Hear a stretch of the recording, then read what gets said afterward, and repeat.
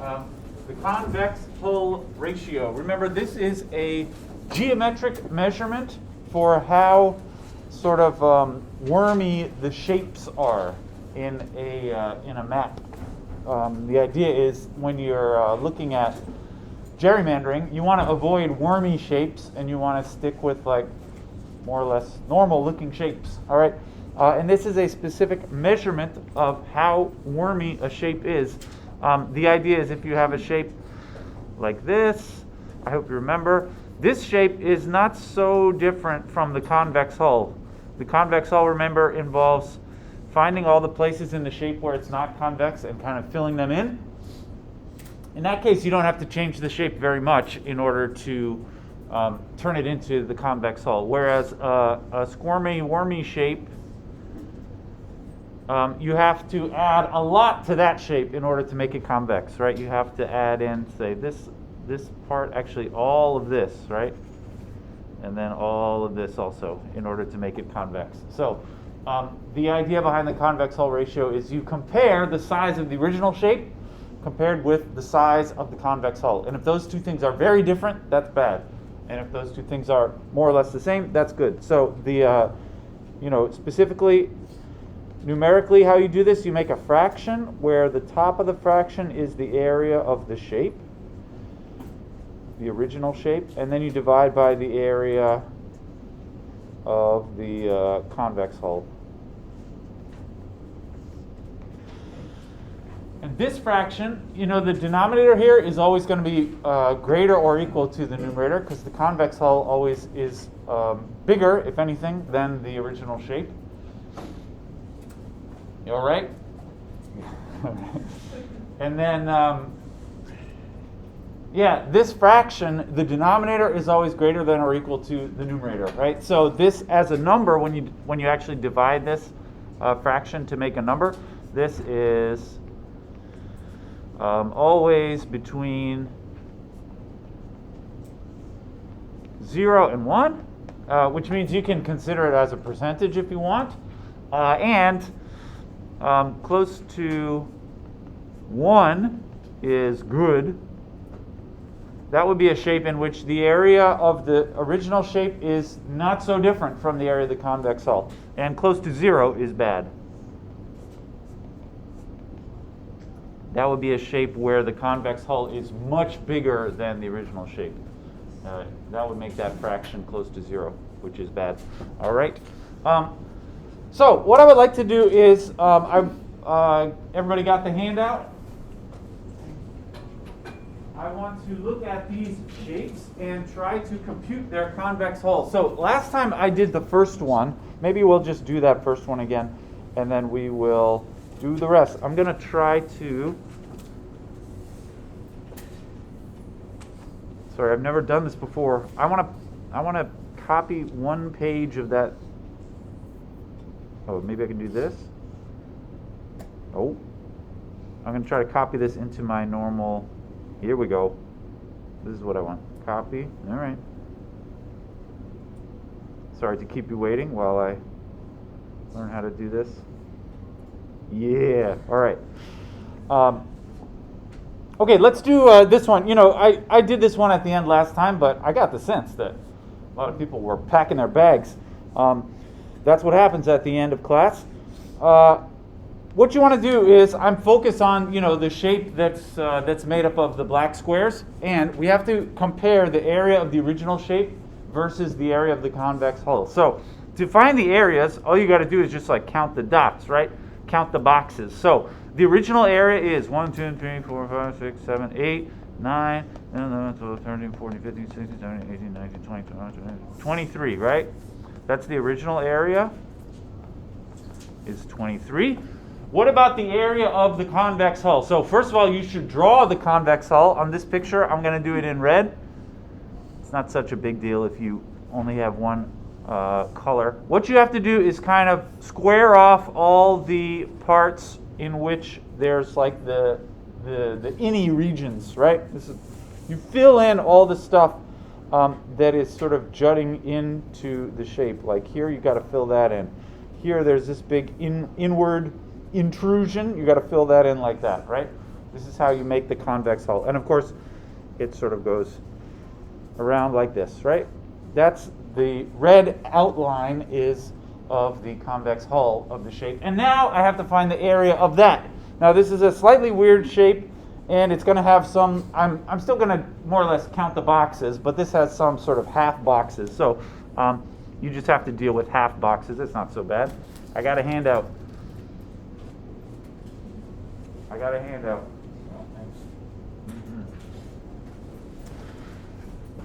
So maybe I'll start, I'll count the halves first, just so that I don't have to worry about keeping track of halves. There's a half here, I'll mark them with blue. There's a half here, a half here, a half here, and maybe two, I don't know if these are each half, but maybe it looks like they might add together to be one whole box, all right? It's not so, you can be a little loose with your halves, that's fine with me. So those are, how many halves is that? 1, 2, 3, 4, 5, 6, 7. Actually, I think last time I didn't count this one. Let's just not count that one. That's so small, isn't it? Like I said, you can be a little loose with your halfsies. That's fine with me.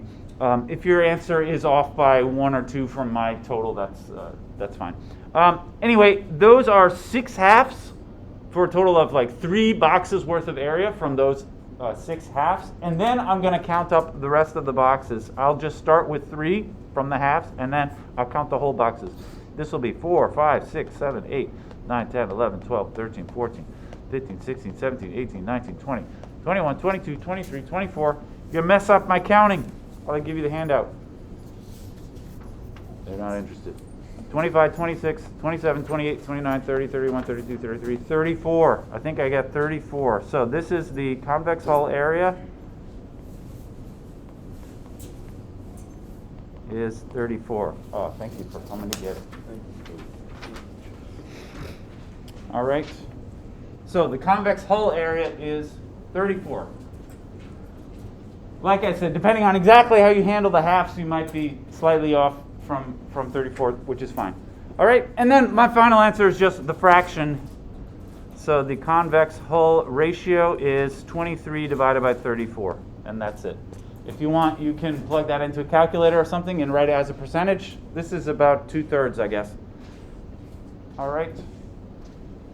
If you somehow get a number that's bigger on top than on the bottom, it means you messed it up. The answer should always be between 0 and 1 when you actually divide it, if you wanted to on your calculator. Although on our quizzes or whatever, I would expect you just leave it as a fraction. Is that what you're going to say? Yeah. All right, let's try this one all together, and then I'll have you guys look at the other ones. So this one here, again, you begin by just counting the original area. Now you just count the black boxes. 1, 2, 3, 4, 5, 6, 7, 8, 9, 10, 11, 12, 13. All right? So the original area is 13. And then draw in the convex hull and try to count that up too. Hopefully you won't have too many weird sort of half boxes. The convex hull would involve taking that area and also this area here. All right?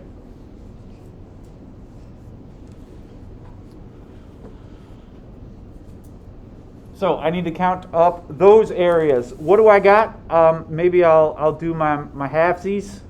There's sort of a half here and a half here, and a full box there. And then over here, it looks like I'm going to have,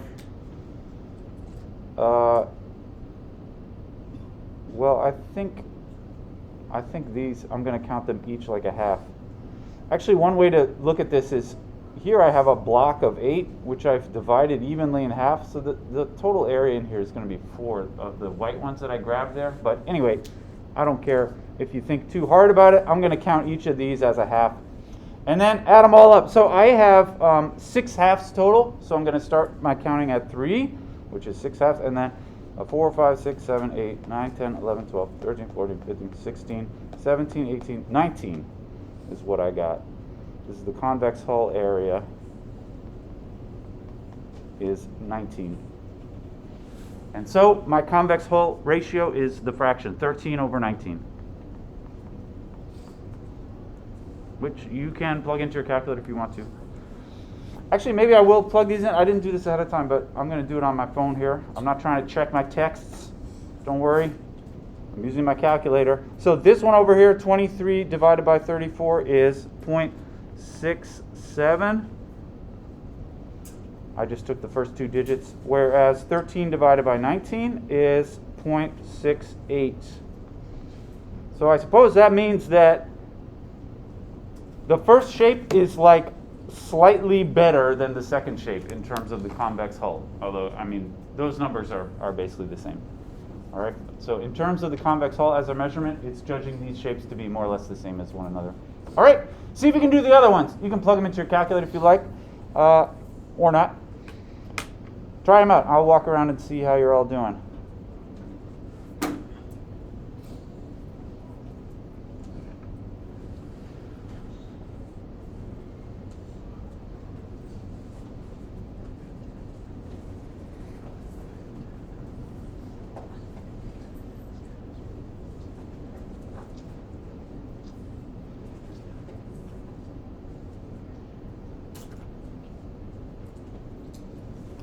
This very next one, the vertical bar, is a bit of a trick question, because that shape is already convex.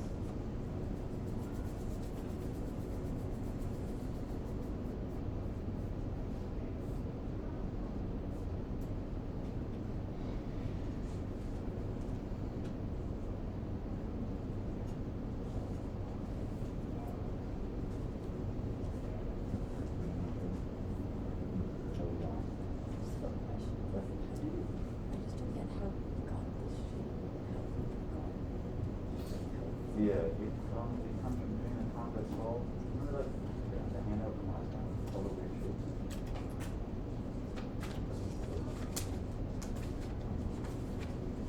Yeah. It's this. So you're filling in any part that sort of this cuts into the shape, fill that in. So that's why so this part of it is cutting into that.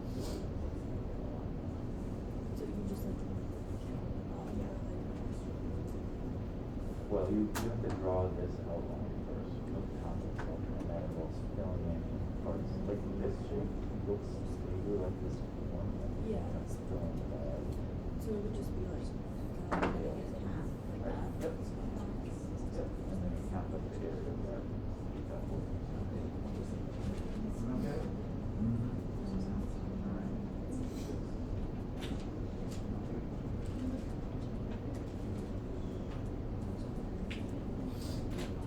Yeah, it might have.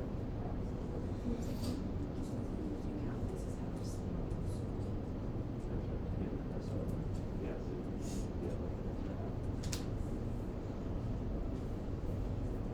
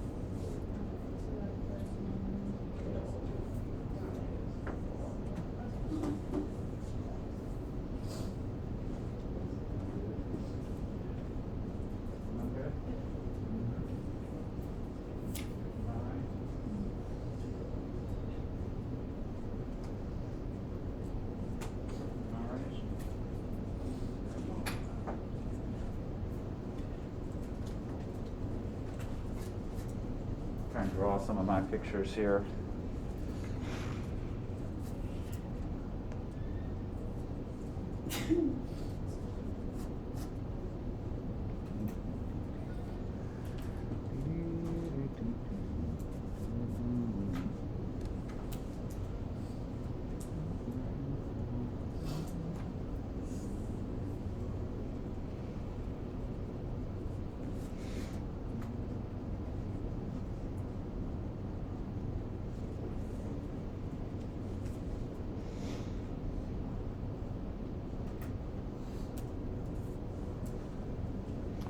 All right, you want to talk about these?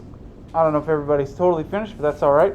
So the first one here, like I said, this is a bit of a trick question because that shape is already convex. There's nothing you need to add onto it in order to get the convex hull. So in this case, the area of the original shape is whatever it is, 7, right? There's 7 blocks there, and the convex hull is also 7 because the convex hull of that shape is just the same shape again. There's no extra stuff. And so this one, the convex hull ratio is 7 over 7, which is, 1, or as a percentage, 100%. That's as best as it could possibly be. Not at all wiggly. Now it is still kind of long and skinny, but there's nothing wrong with tall and skinny, am I right? It's like me. So that kind of shape is judged to be still a good shape according to the convex hull. Now that's actually somewhat controversial. You might wonder, in the real world, would you actually want a district that's shaped like that? I think there are some reasons that why you might be suspicious of a district that is actually shaped like that in the real world. But according to this particular statistic, the convex hull ratio, that shape is still judged as a good shape. Say what you will about it. How about the next one here? The original area was, you can count it up, 1, 2, 3, 4, 5, 6, 7, 8, 9, 10, 11. And then the convex hull adds in quite a lot of area in this example. It's going to be 11 plus all of these white ones. Now, another way you could think this through, if you want to be cute about it, what I added into these white ones is half of this blue circle, right? I cut it in half diagonally. So the area that I'm adding on is half of that blue circle. The blue circle is 5 by 5, which means the blue circle area is 25. Half of that is 12 and a half. So actually, when I added that area in, I added 12 and a half units to the area, which means I think the convex hull area is 23 and a half. Is that what anybody got by counting the squares? Yeah. So this is, if you want to be fancy about it, you can reason through these diagonal areas, or you can just count the squares, whatever you like. Anyway, the convex hull ratio in this case is 11 over 23.5. Did anybody, I saw some people doing their calculators. What does that fraction equal? 0.46. All right. So remember, 1 is good. So this shape is sort of even worse than the first two, but not as good as the one on the left there. All right. Everybody got that? Great. How about this one? I hope you drew in the lines like that. If I count the black squares, it's 14. Anybody agree? Yeah, so the original area is 14. And then how much did I add onto it? I have 3 total over here and then 2 over here. That's because this is half of this 2 by 2, and then this is half of this 2 by 3. So I think I'm going to add 3 more plus 2 more is 5 more, so that convex, I wrote 4 for the area. What is it? 4, okay. That can't be 4. 14, thank you. And then I'm going to add another, what did I say? Another 5 more. So the convex hull area is 19. Is that what anybody got by counting the dots? Yes, I hope you did. And then what is, so the ratio will be 14 over 19, right? Did anybody do that on your calculators? What did you get? 0.73. 0.73. Okay. Great. And how about the last one? The last one is maybe the weirdest of these shapes. In order to make the convex hull, you have to add in that red segment there. You also have to add in this here. And then also sort of a long diagonal like this. All right?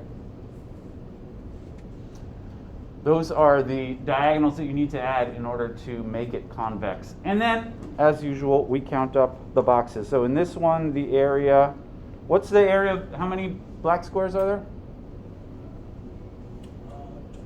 21? Everybody agree? Great. I thought that might be faster than me counting them up. And then the convex hull area, it's 21 plus additionally the white ones. I see 1, 2, 3, 4.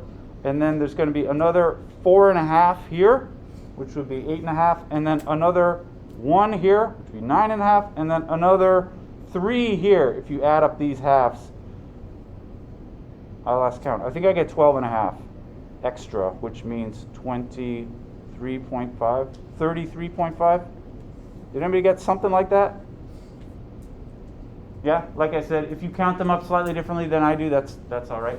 But I got 33.5. And so the ratio for this one is 21 divided by 33.5, which is, somebody tell me that one? 0.627. 0.627. Great. All right. That's it. This is how we do it. I hope that is making sense to everybody. Any questions about that one? All right. Excellent. That is, I think, about all I wanted to say about the convex hull ratio. This is a purely geometric measure of the weirdness, wiggliness of the shapes. All right. Any remaining questions about the convex hull ratio? Excellent. We got one more to talk about. I mean, one more measurement for these geometric shapes of the gerrymanders. And then actually this will be the end of the gerrymander talk. I don't know if you are sick of talking about these gerrymandering things, but I have one more strategy or one more statistic for measuring how wiggly a shape is, and it has a fancier sounding name.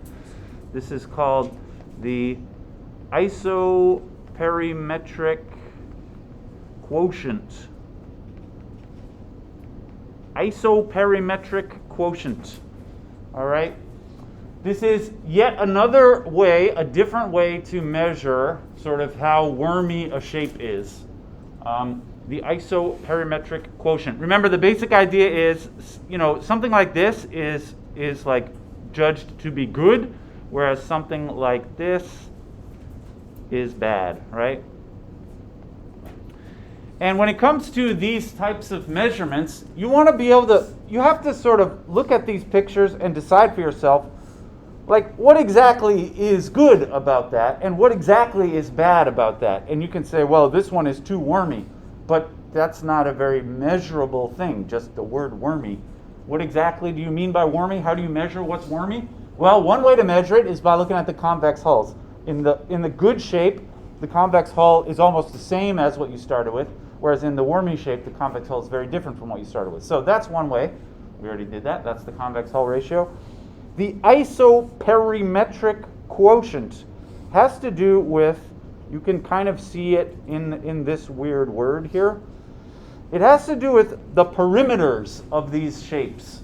Now, these two shapes, the one on the left has kind of a big area and not so much of a big perimeter, whereas the one on the right, I would say, has a small area and a very big perimeter, right? Remember, the perimeter is the distance around the edge, okay? I would say the good shape has a big area, small perimeter. I mean, not super small, but compared to the other shape, right? The bad one has what I would say is a small area and a big perimeter, right? So this is the idea behind the isoperimetric quotient. It is a quotient, so it's going to be another fraction, which compares the area of the shape versus the perimeter. And if the perimeter is much bigger, that's bad. And if the perimeter is not much bigger, then that's good. So the isoperimetric quotient, let me just say, sorry. I think I wiggled the wire in a bad way. Let me just say a shape with lots of extra perimeter is probably wormy. That's the idea behind the isoperimetric equation. A wormy shape has a much bigger perimeter than it ought to have, whereas a normal sort of like a circle or a square, it does not have a lot of extra perimeter. That's the idea. A shape with lots of extra perimeter is probably wormy. So the isoperimetric quotient, which I'm just going to write as IQ, isoperimetric quotient. It is a quotient, that is a fraction, which relates the area and the perimeter. And I'm going to say is basically area divided by perimeter as a quotient. Now, for reasons which I'll explain in the next few minutes, that's not actually the formula for it. The formula is very slightly more complicated than that, because this turns out is not a useful thing to look at, just that quotient.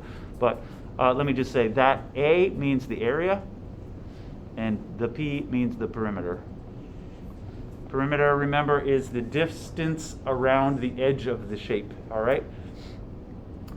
The idea of studying this, the relationship between the area and the perimeter as a meaningful mathematical thing, has been around for a very long time. It was, I don't believe this was even the first person to consider this, but this, the IQ was studied by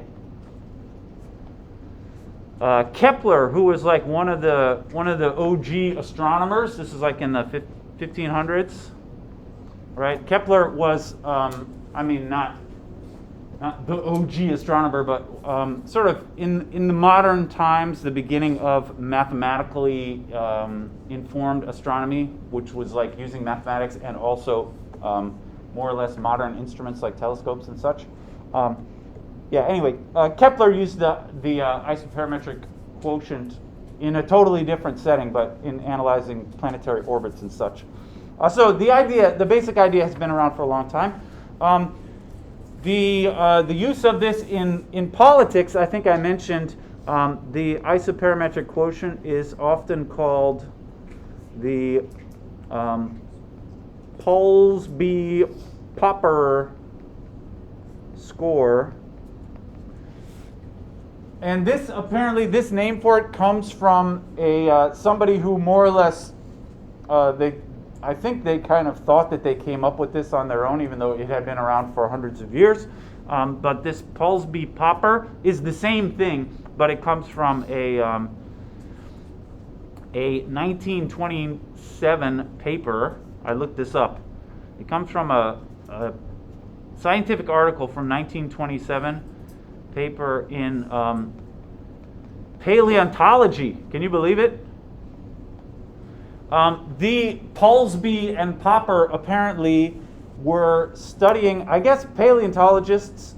These are the people who dig up dinosaur bones.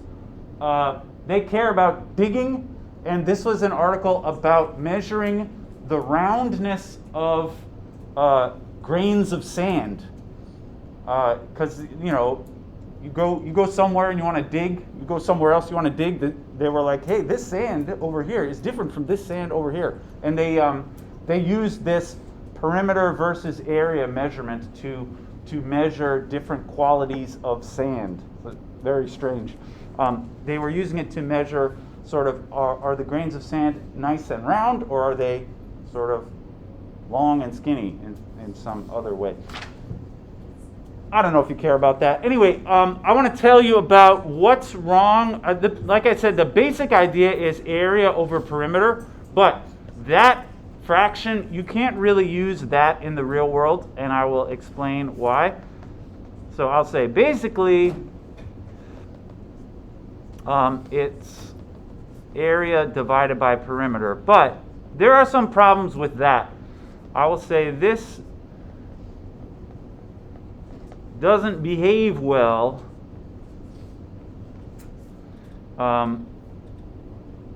when we scale a picture.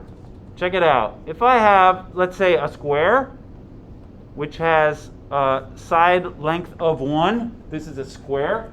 You could do that, area divided by perimeter. Then the area divided by the perimeter is, anyone want to say, any geometry masters out there? What's the area of a square that's 1 by 1? Shout it out or show me the fingers if you want. Not that finger. Yeah. 1 is the answer, right? Nobody showed me that finger. The area is 1. For a rectangle, you multiply those two numbers and it's 1. How about the perimeter? 4, yeah, that's the distance around. There are 4 sides, each of which has a length 1, so the perimeter is 4. So this fraction is 1/4, right? I said this fraction doesn't behave well when we scale it. What if I take the same shape, but just like blow it up so that now it's 10 on each side? Now any sensible measurement of worminess, like these are both squares, so we want them to have that same answer. But actually, you're going to see they don't have the same answer. This time, now the area over the perimeter, the area is now 10 times 10, which is 100.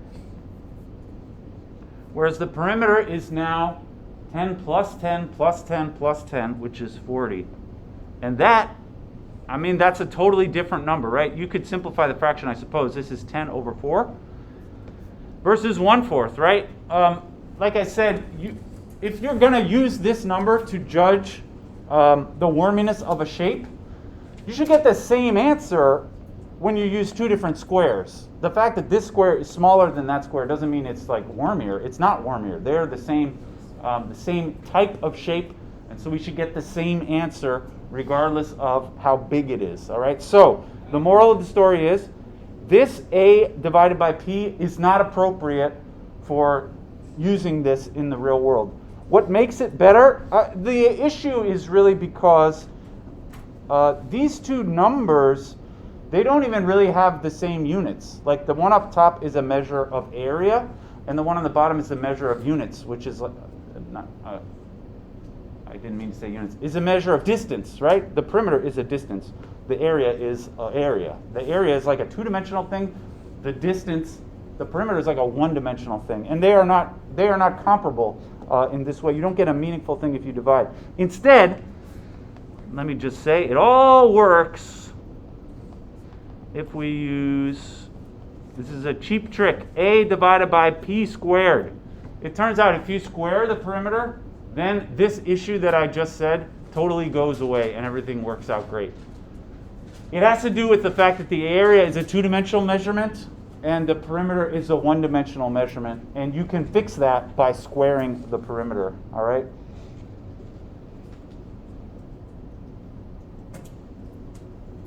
So if we try, could I just revisit these 2 examples here? Maybe I'll do this in red. What if I did A over P squared instead? In this case, I would get 1 over 16, right? Rather than 4 on the bottom, I square. 4 squared is 16. Remember, square means you just multiply by itself. Whereas this one, A over P, this time I would get A over P squared would be 100 over 40 squared. That would be 1600. And now these fractions really are equal. If you reduce the fractions, it's the same answer both times. So squaring the bottom makes this actually work in a coherent way when you're looking at the same shape on 2 different scales. All right? Anyway, you got to square the bottom, okay? Actually, this is not the final definition. So the real definition, and this is the real deal.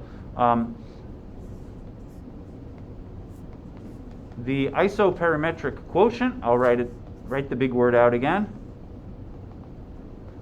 And this formula, unfortunately, this is a formula that you'll have to memorize. This may be the only formula all semester that I'm going to tell you to memorize. It's not that complicated. The isoperimetric quotient is 4 pi A over P squared. This is the isoperimetric quotient. It's not just A over P squared. They put the 4 pi in there. Happy Pi Day, by the way. It's coming up soon. They put the 4 pi in there. What does that have to do with anything? Well, it just changes the answer. So like for a square, the true, you get basically 1 over 16. But actually, the true isoperimetric quotient of this would be 4 pi divided by 16, which is some other number. Let me just say the 4 pi is in there,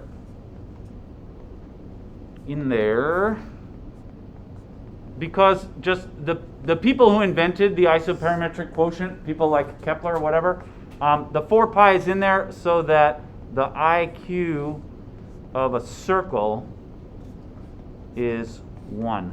if you work out the, because the area of a circle is pi r squared, if you work out the relationship between the area and the perimeter, it turns out you need that 4 pi in there. The purpose of that is to make the isoperimetric quotient of a circle equal to 1. All right? So in terms of the isoperimetric quotient, a circle has IQ equal to 1, and this is, the best possible. Remember, it's just like the convex hull ratio. Close to 1 is the best, close to 0 is the worst. A circle has isoperimetric quotient 1, and I will just say some kind of super wormy shape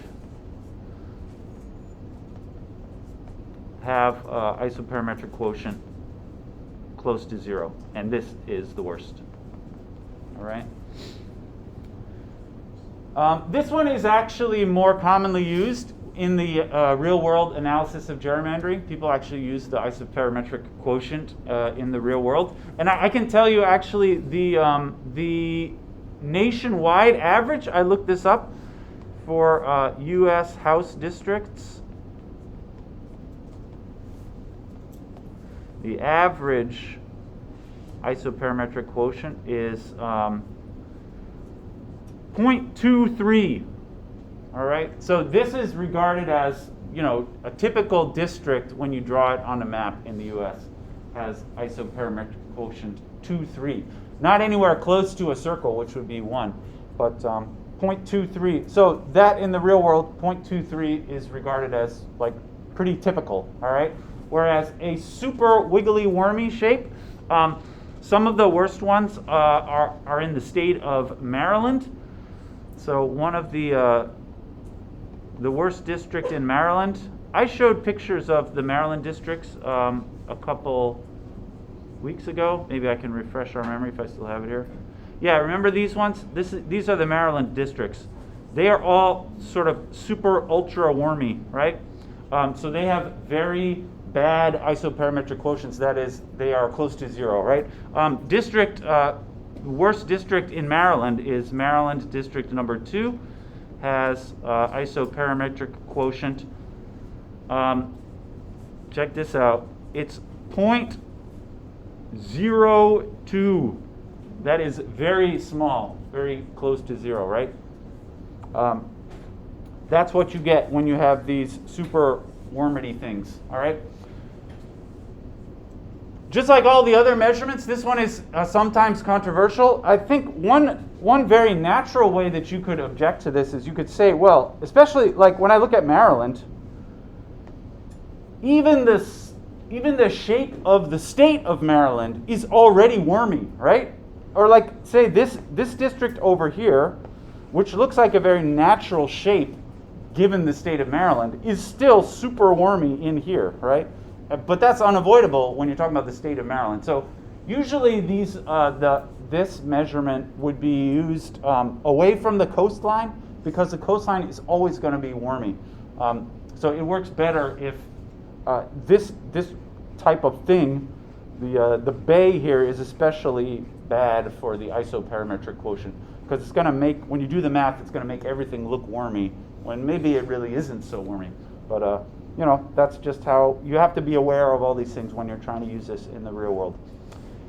All right, let's try. We got 10 more minutes. Maybe we can try to find the isoperimetric quotient for the shapes on the paper. So I'm going to give you another one.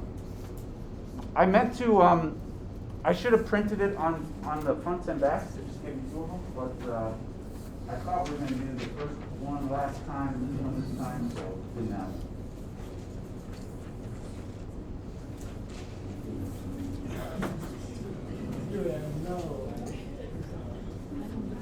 All right. So how about let's do the first one all together, and then I'll have you guys try the rest. I think you'll find actually this one is a little easier to do than the convex hull. There's still a lot of counting, but it's a little more straightforward maybe. Everybody got one? All right. These are just the same shapes again as the other handout. Can I do this again? Let's see if I still have it. Oh, yes. All right.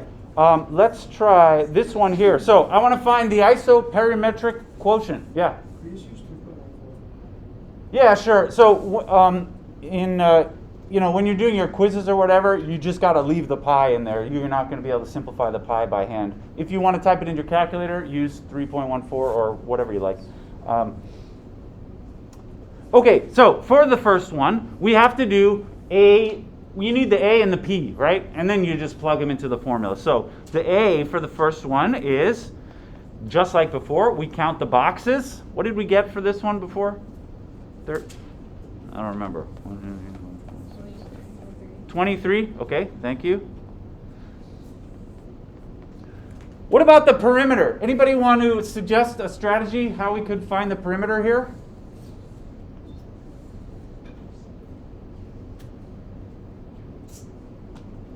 I would say you can it's like counting the boxes, but you're counting around the edges of the boxes. So here's how I would do it.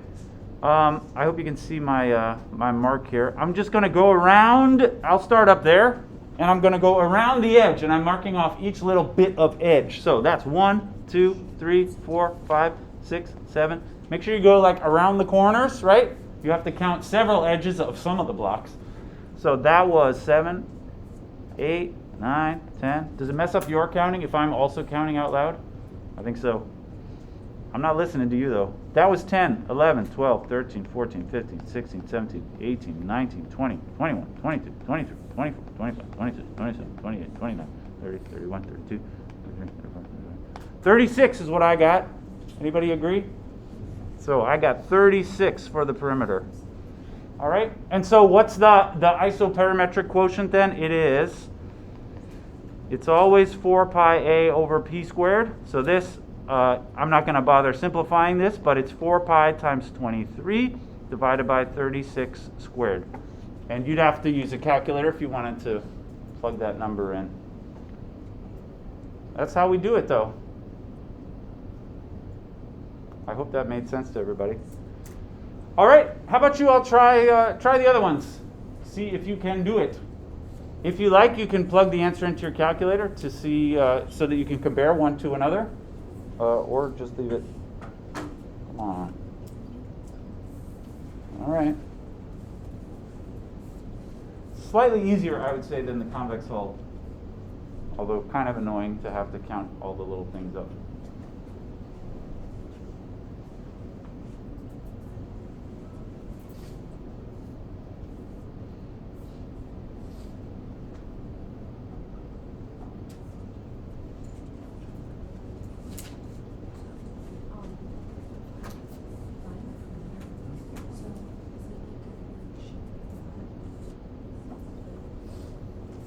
Yeah, all the way around the edge of it. Oh, okay.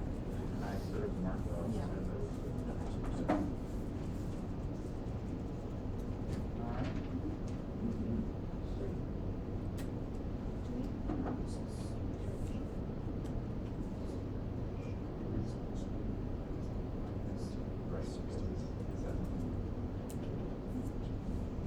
Good.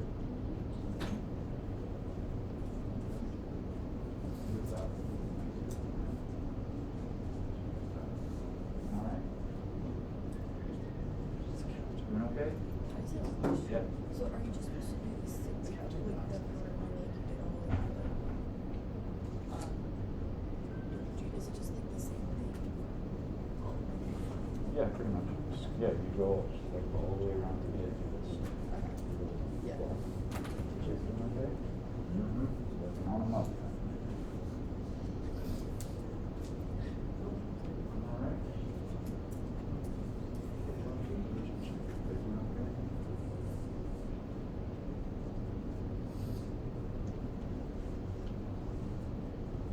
All right.